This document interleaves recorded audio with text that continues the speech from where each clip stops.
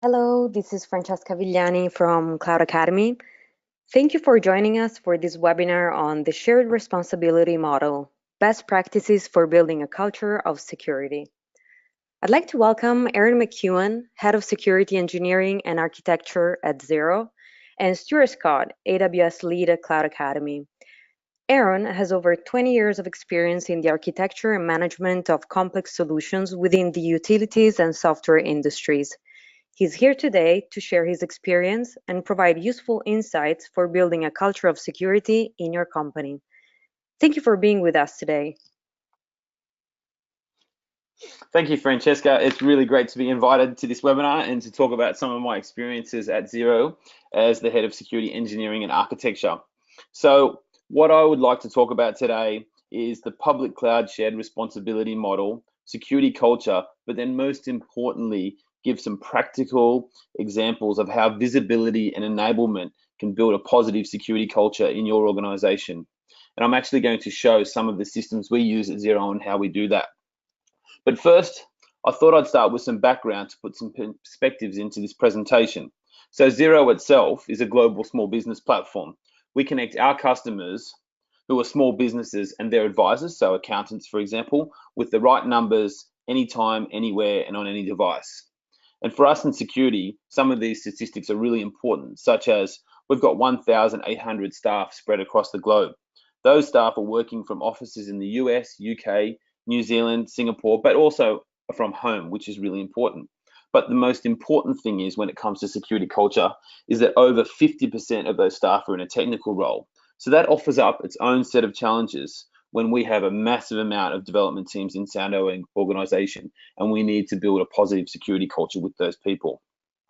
But we operate completely out of the public cloud, having completed a 3-year migration. Actually, last November, we completed that migration from an on-premise environment to Amazon Web Services. And during that migration, we moved over 4,500 servers and 1.4 petabytes of data into Amazon Web Services. And that is an absolutely astonishing amount. But since then, our use of AWS has increased at an absolutely exponential rate. In fact, we've got over 7,500 EC2 instances inside AWS and over 110 AWS accounts. And we're continually investigating technologies such as containerization and serverless computing. But why do we have so many AWS accounts? It's because we operate product-based teams. And that, again, is important because it presents so many sorts of challenges for security culture. Hi, Aaron. It's Stuart here. Can I just ask you a quick question just based on that? Firstly, that's a really great achievement. Can I ask, during the migration phase, did you have a solid security culture within your organization at the start of this migration? Or was this something that kind of developed and matured over time? Was this security culture that we hear so much about these days even a perceived concept back then? I think, Stuart, the answer to that question is, as a small business software provider, security is something that's core to our DNA. And for example, we've had a relationship with our content distribution and web application firewall partner for the last 9 years, I think. So that has been something we've been continually concerned about. But what we've seen is that as we move from a managed on-premise infrastructure to public cloud that is more dynamic, we've found that the teams have taken more ownership, and that move to public cloud has allowed us to build out security visibility and enablement across the product teams. And that was how we started to really ramp up our security culture. Excellent. So it's kind of been a steady development growth and kind of awareness as it's gone on. I think also a transformational shift, moving more from having someone to manage your security to really taking more ownership yourself. Excellent. Thank you. So now I'm going to actually talk about some of the biggest inputs into security culture. And the first one is really the concept of having product-based teams. And so at Xero, we've got many product-based teams, literally hundreds of product-based teams. And each team has, for example, 6 to 8 members in that team. But those product-based teams have the autonomy to choose the technology, practices, tools, processes that they use to build, deploy, operate their own software. And that's great for agility, and it's great for being able to come up with new features, but it obviously sometimes leads to operational complexity. This means for us, there are many points of contact, many stakeholders, and for security, sometimes many conflicting requirements. But more importantly, it led to Xero running a completely agile environment. Things can change very, very quickly. And so the security team and our security partners need to be part of the solution. We need to turn from blockers, which is more the traditional view of security, to enablers of our development teams. No is not the answer. And I've got many, many stories about that. And I learned the hard way when it came to that. But what about the security team itself? So developing a good security culture really, I believe, begins with the security team itself. We needed to be automated, continuous, and visible, and operate just like the product teams themselves. And that was something we developed over time, and something that we've now become quite good at. So essentially, as a security team, your roles changed to a certain degree. And during that time, was this transition into becoming more visible and automated something difficult to implement inside an existing operating model? And was it met with any negativity from other team members, for example, or even other departments and senior managers? That's an excellent question, Stuart. It certainly was a journey, because what we actually did was, I think when I joined Xero 4 years ago, I joined and we started this cloud security team. It was part of our platform as a service department. So we created a new team for a new infrastructure. So when we decided to move to AWS, we created a new team. So this was the cloud security team. It was a small technical team, completely independent of the current security team. And to be honest with you, to answer your questions, sometimes we competed at first. I can remember having many, many discussions with the existing security team.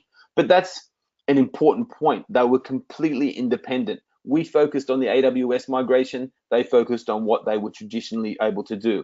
But that cloud security team, they started using Agile methodologies. We started having daily stand-ups, 2-week sprints, sprint planning, retrospectives, etc. We really started to operate like a product team. But what we actually found was that didn't work at all. We found ourselves spending more time doing planning and less time actually doing, because we'd taken a group of security professionals, engineers, analysts, DevOps guys, and tried to make them a product team, and it didn't work.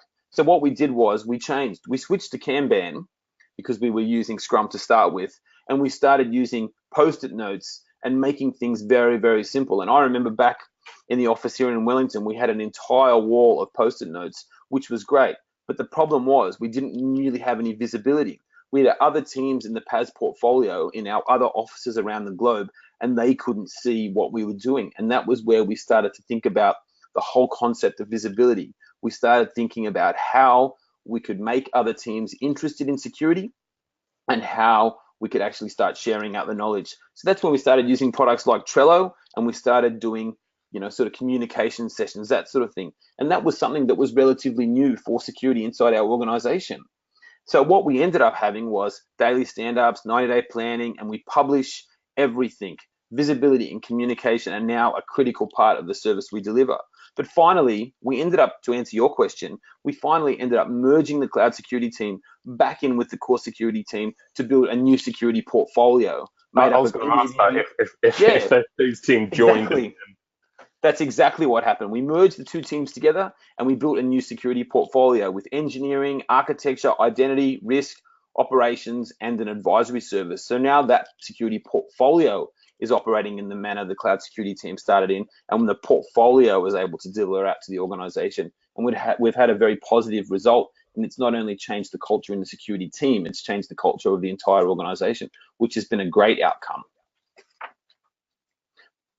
But the other input to security culture, in my view, is really the concept of speed or agility, I suppose. And I like to use this image because it's really about going fast in most organizations these days. Certainly, release cadence is very, very important. And working in a very agile way is in the DNA of Xero.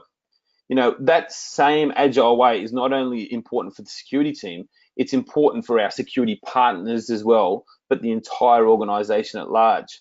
And what I like to talk about here is the fact our security partners are not competing against each other. So I've got 5 key security partners at Xero, and I don't feel they're competing with each other. What they're actually competing with, or whom they actually are competing with, I'm sorry, is they're competing with Amazon Web Services and my internal development teams. So let's just say that again. My security partners are competing with Amazon Web Services and my internal development teams. That's an important point. My internal development teams, I mean our product teams, because these teams are agile and speed is important. So those security partners need to be just as agile and deliver just as fast as people inside my own organization. And that's really, really important. Speed is a massive challenge. So as a security team, we need to keep up. We needed to reinvent ourselves, as I said before, from being a blocker to an enabler. And that's why what we did was, as per the last discussion, we reorganized the security teams for speed, and we needed to evolve our own culture inside the organization.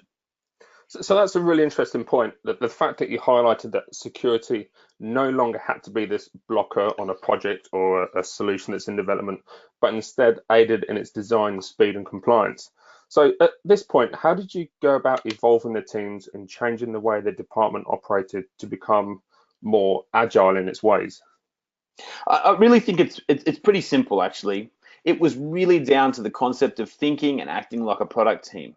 I wasn't, sort of a product guy myself when I started at Xero. So it was really down to looking at how the other product teams worked and thinking like those product teams and acting like those product teams, taking some of those agile methodologies and using them as best you can. But more importantly, listening to your internal customers and responding accordingly, but also transferring that way of working over to your partners.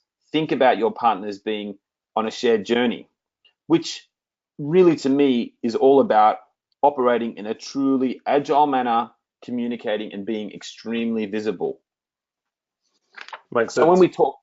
when we talk about shared responsibility, that's pretty important inside Xero. So I guess the question I have is, well, this is a question I ask everyone, Stuart, is, do they know what the Amazon Web Services shared responsibility model? And if they don't, they should really go and read up. It's a pretty big thing.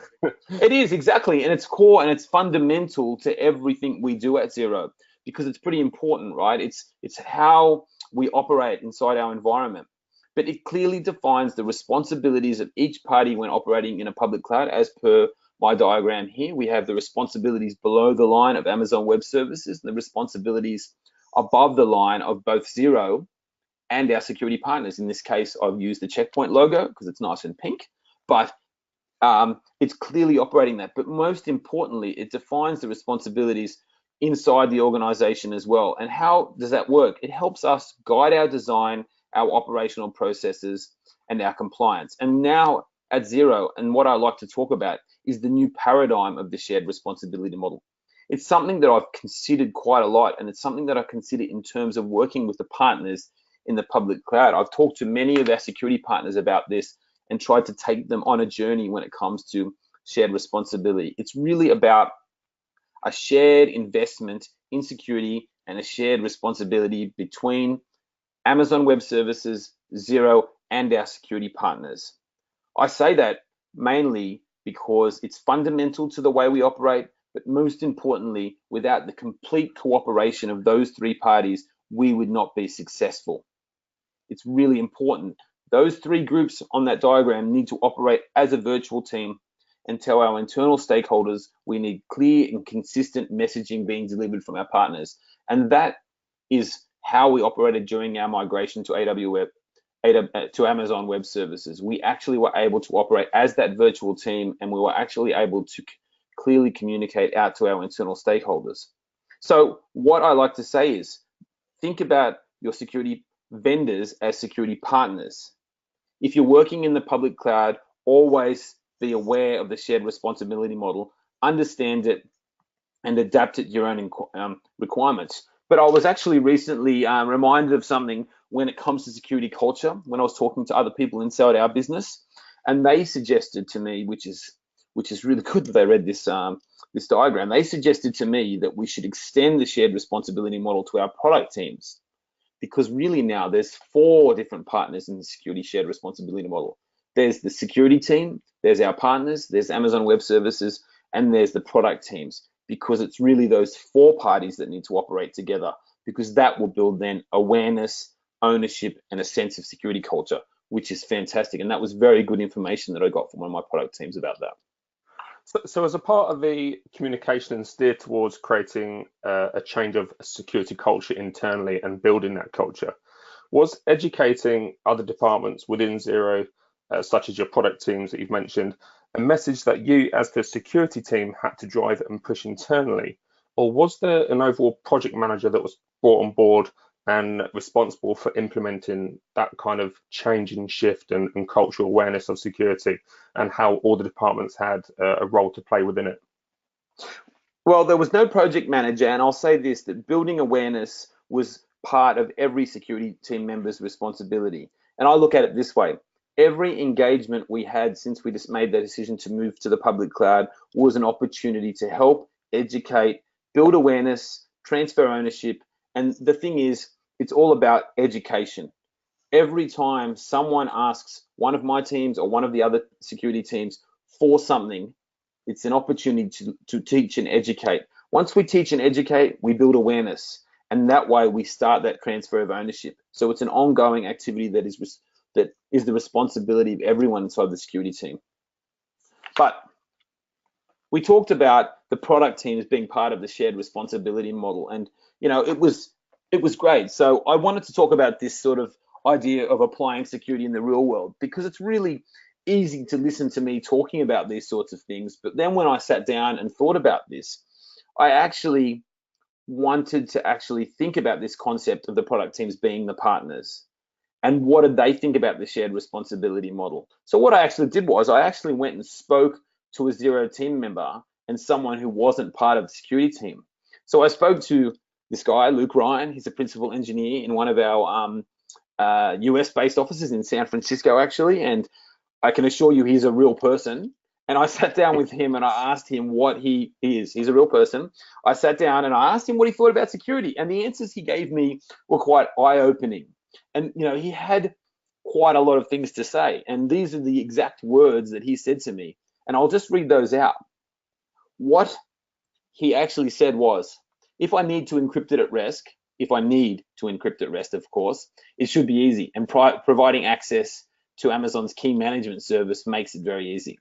He then also said, self-service trumps having to request things from another team, which trumps having to raise a ticket. If it's too hard, he'll do it later. That's obviously not so good. And then he said, Pac-Man is a simple thing, but it's changed his life. And I think Pac-Man's changed my life too. And I'm going to talk about Pac-Man later, actually, as a great example of security culture. And he also said that resetting the managed password was quite difficult before. So clearly he wasn't happy about resetting his managed password. And he also said if he needed to patch his instances for vulnerabilities, Halo reporting makes it easy. So clearly he's asking for certain systems to enable him and to give him visibility inside our environment, which is great. So what I would like to do now is, Stuart, I'm going to talk about some actual practical examples of how visibility and enablement helped build a positive security culture in the organization. And the first one is Pac-Man, and we love Pac-Man at Xero. So Pac-Man really is a flexible approach to identity and access management. And this is actually a screenshot from Pac-Man. You'll notice that my managed domain passwords had expired, which is not so good, right? But anyway, it's a system that we developed ourselves, and it was really born out of necessity, and it was born out of feedback from the product teams. It was born out of feedback from people like Luke. The product teams themselves work dynamically, of course, as I was talking about, and they didn't want manual processes. But why did we really build it? We built it for a faster response, less tickets, and more enabled teams, which is great because a faster response, less ticket, and more enabled teams builds a positive security culture. And via the UI, as we can see here, I can query the status of my identities inside the Xero ecosystem. I can also reset my passwords for all of these identities, and I can request access to additional AWS accounts. So these tiles allow me to do all that. And as you can see, again, my managed domain password has expired.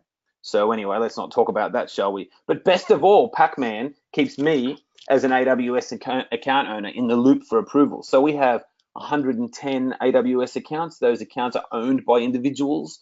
So when permission for those accounts is requested, Pac-Man notifies me of those permission requests. That's because we run a least privilege role and account environment. So what that basically means is I can grant or deny access into the AWS accounts I own through Pac-Man. And again, less tickets, faster response, and more enabled teams. That's the key. So in essence here, you enabled other teams to manage specific elements of security themselves based on these new products and tools such as Pac-Man, giving them control, more awareness, and like you say, a far quicker solution in resolving security blocks, which again highlights your point earlier when you explained that security had to be an enabler, not a blocker. So this is a really great example of that, of what you implemented at Xero. Exactly, and this is a great example of how a system has become so positive in terms of building security culture. It's enabled those teams, but that was just the start.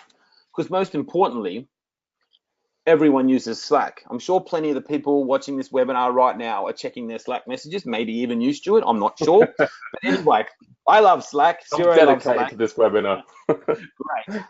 I love Slack and Xero loves Slack, but Pac-Man loves Slack as well. And you can see my face there and my Slack. This is an actual screenshot from my own Slack system. But the thing is, via Slack as well, I can also query the statuses of my identities inside the Xero ecosystem. So as you can see there, I can go and do the same thing inside Slack as I would inside the Pac-Man UI, which is fantastic because that's where a lot of our developers operate. So we've taken the awareness and we've taken the enablement and the visibility and put it into the mechanism that they're used to using, which is fantastic. And so, but what we want to use it for is to raise awareness of notifications and actions inside Pac-Man. So, for example, as an AWS account owner, as I said, I need to approve access. But currently, I get an email with a pop-up, tells me to go into Pac-Man, and then I have to review those access requests, and I click accept or deny. But what would be great is something that was driven out of Slack, which would be fantastic. That would, again, give them a faster response. It would give them less tickets, and it would make them way, way more enabled. We're bringing the systems to them, which, again, it all builds on security culture, which is fantastic. But let me just show you the coolest feature, Stuart.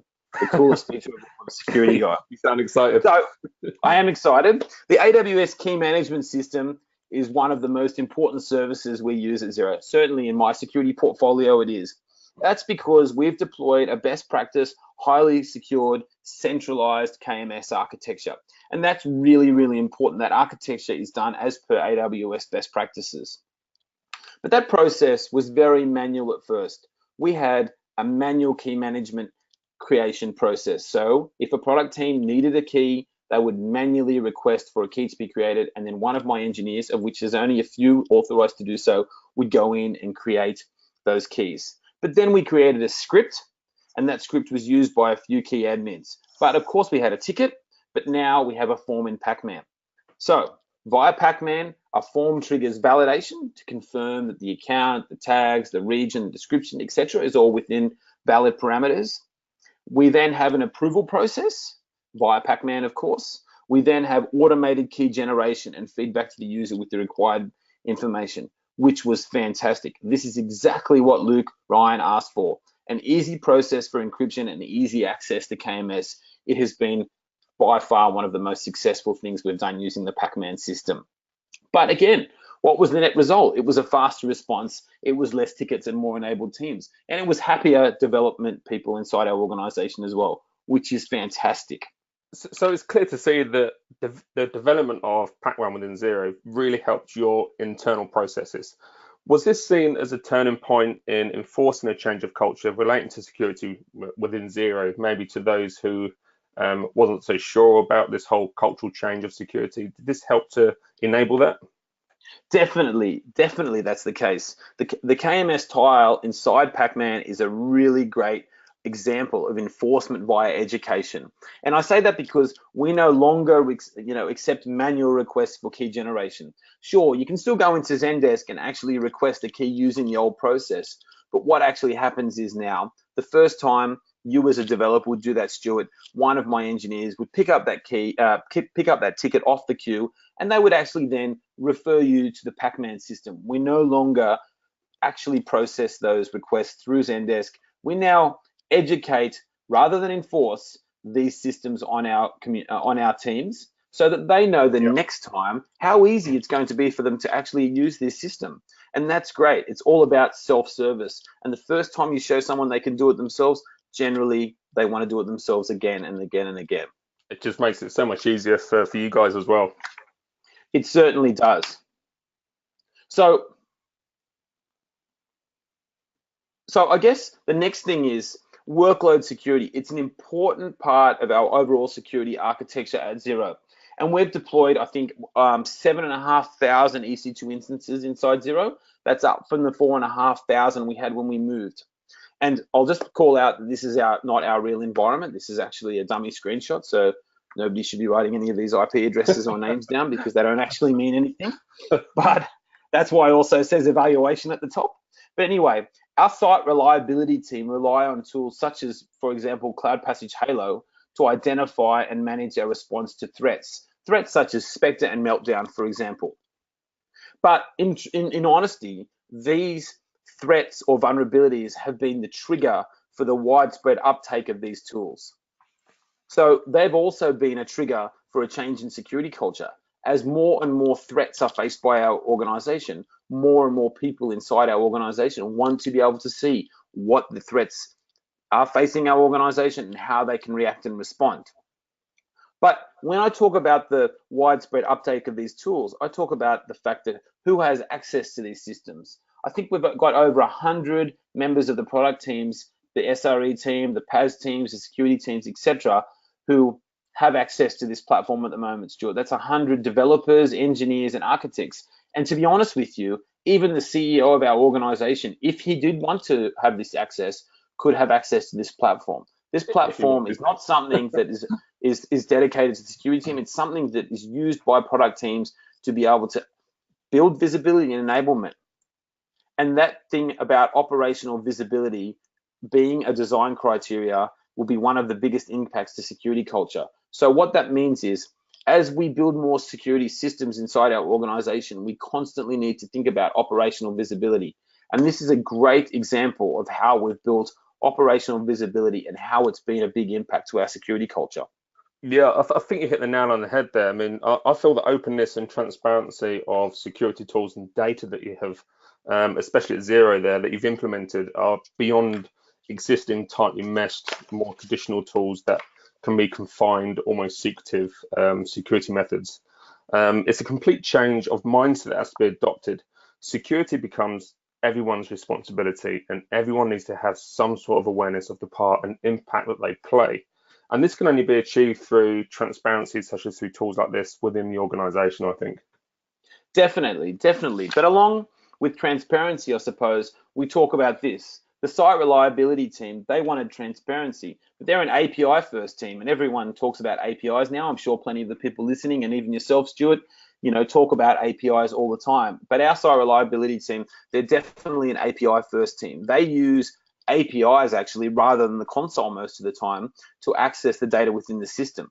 Those APIs allow for two things: self-service and automation. So just remember that APIs allow for self-service and automation. And here's an example of an API that we're actually using. So that means that the site reliability team can actually gather this information themselves when they need it and how they need it. But that means that API-driven security gives us a net result of a faster response by the site reliability team, less tickets generated to the security team when they need that information, and it makes all teams more enabled, which again is a fantastic outcome. Pattern forming here.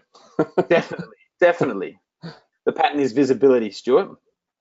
So, but let's talk about compliance and automated compliance. Compliance is important to Xero. Clearly, it's important to most organizations. We're subject to legal, industry, regulatory compliance obligations, such as things like GDPR, ISO 27001, PCI, SOC 2, etc., just like everyone else and plenty of the people listening to this webinar.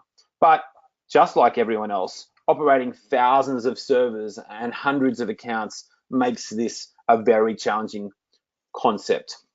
But what's the answer? The answer is to really treat policy as automated. So that really is the idea of automated compliance. Or I like to think about the idea of compliance engineering now, to be honest with you. And what does that really mean? It talks about the concept of things like doing CIS scanning in real time rather than using manual checks or spreadsheets. So CIS scanning, as an example here, is very, very important inside our organization.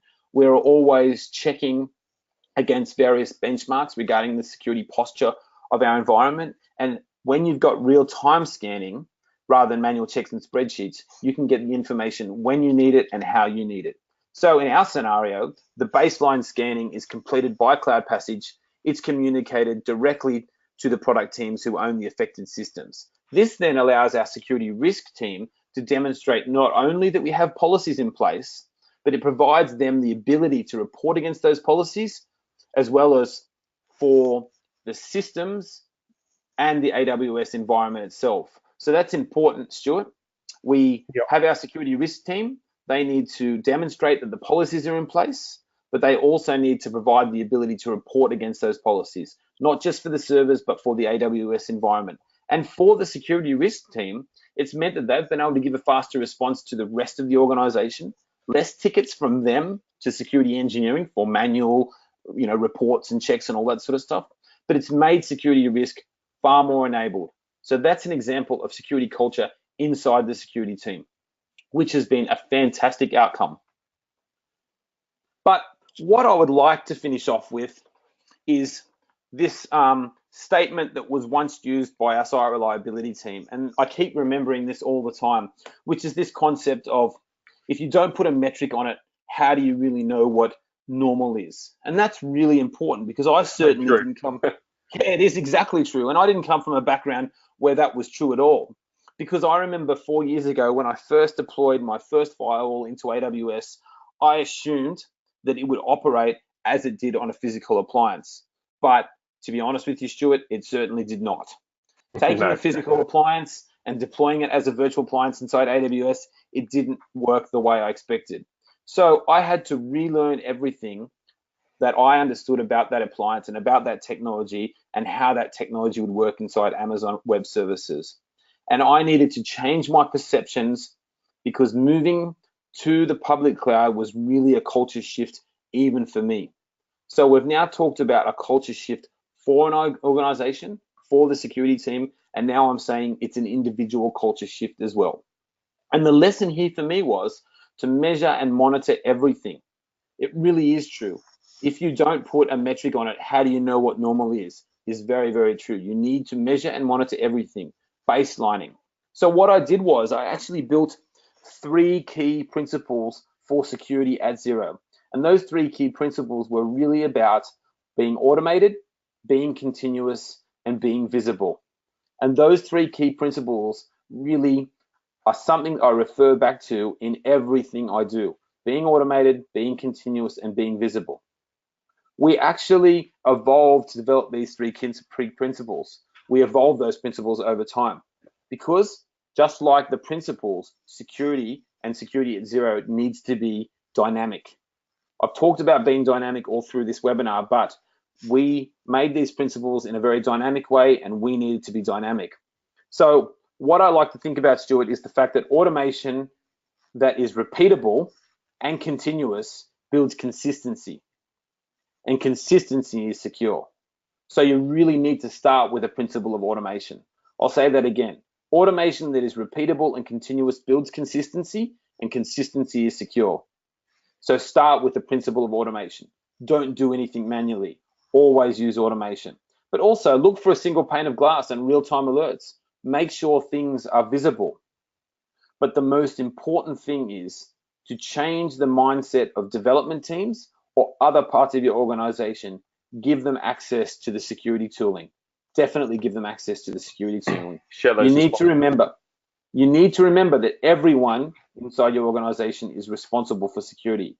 And most importantly, make operational visibility a design criteria. This will be the biggest aspect to and biggest impact to security culture.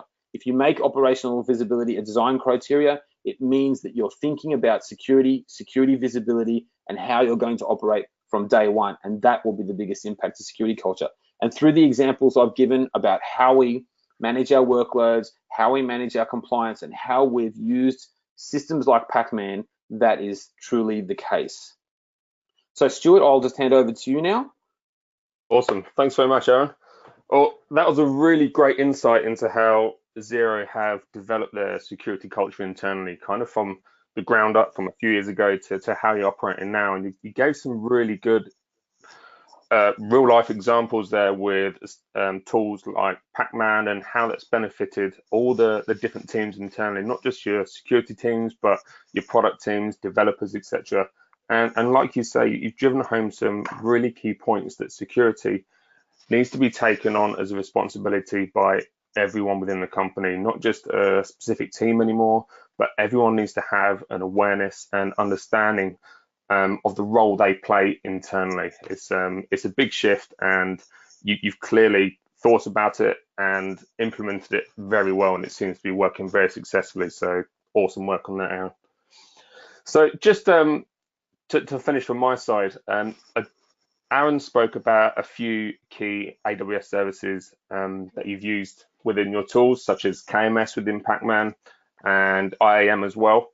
Here at Cloud Academy, we have a specific learning path that focuses on a number of those key services. If you want to find out a bit more how you could use those in your own internal organization more effectively, more automated, and try and build in some of those services to form part of your security culture, then you can take a look at our AWS Access and Key Management learning path.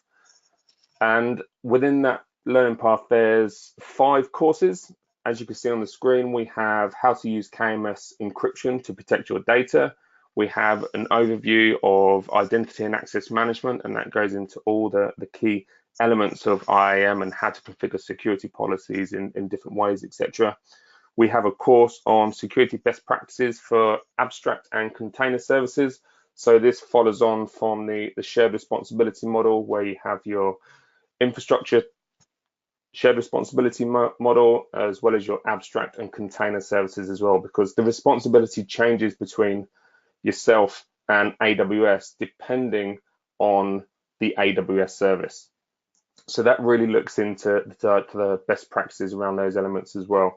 We also have a course in this learning path relating to Cloud HSM, which is another for key management and encryption, and also a course that goes quite deep on AWS authentication and authorization methods as well.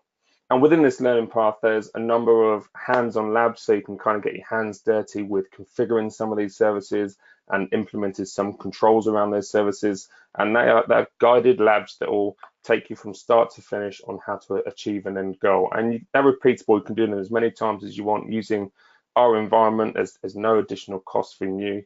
It's all spun up in our own AWS accounts here at Cloud Academy. And there's also an exam at the end of this learning path as well, just to test your knowledge on those topics, just to see if you've picked up on the key elements throughout each of those courses. We also have a couple of blog posts as well that relate to what we've been speaking about here today, well, what Aaron's been speaking about especially. One of those is on the AWS shared responsibility model, and we have the links on screen, and that goes into exactly what it is and the awareness that you should have of it, and the different services and how that affects your responsibility as a customer and AWS. And if you're interested in becoming more advanced within your AWS security knowledge, then there's also a blog post, 3 steps to becoming an AWS security expert, where it will guide you through the steps if you're kind of fairly new to AWS security, and take you through on how you can really get advanced at becoming an efficient security administrator on AWS. I think we now have a bit of time for some questions. So if you have any questions, Francesca, if you could read them out first, that'd be great. Yes, Stuart, we do have a couple of questions that I can ask. And actually, the first one touches an important topic that you both mentioned throughout the webinar. So question number 1, they say that employees are the weakest link in a company's cyber defense, as they are more vulnerable to phishing scams, ransomware and make mistakes. Other times, they don't fully comprehend compliance requirements, and as a consequence, sensitive data is mishandled. How vital would you say is a security awareness training program for your internal employees? I'll take that one. The answer to the question there, Francesca, in my opinion, is extremely vital. There's probably nothing more vital, in fact. The security awareness, that's going to build understanding amongst the employees, and understanding will ultimately build ownership. Whether that is a small or large security concern, it's really about having ownership. And ownership ultimately will empower the company's employees to take responsibility themselves for security. And when employees take responsibilities for security, you always end up with a positive outcome. So extremely vital to have a security awareness training program. Yeah, And couldn't that agree was more.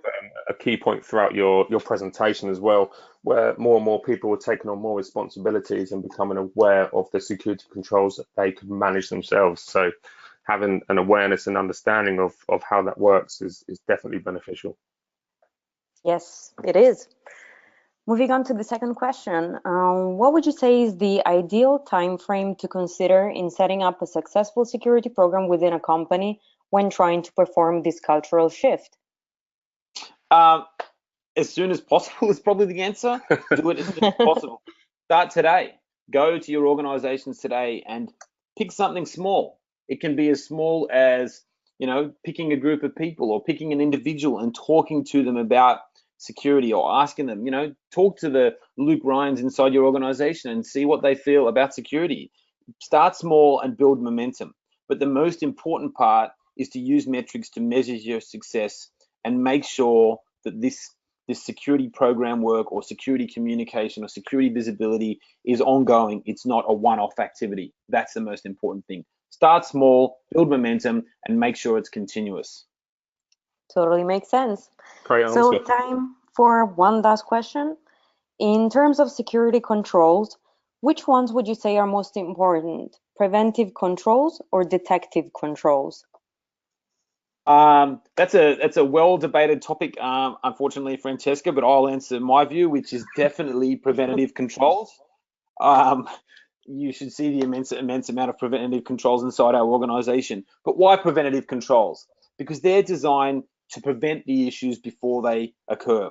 And I fully believe that they are the most important, preventing the issues before they occur. Whereas, as you know, detective controls really are only going to help you uncover those issues after they've happened. So certainly I believe that implementing preventative controls is very, very important.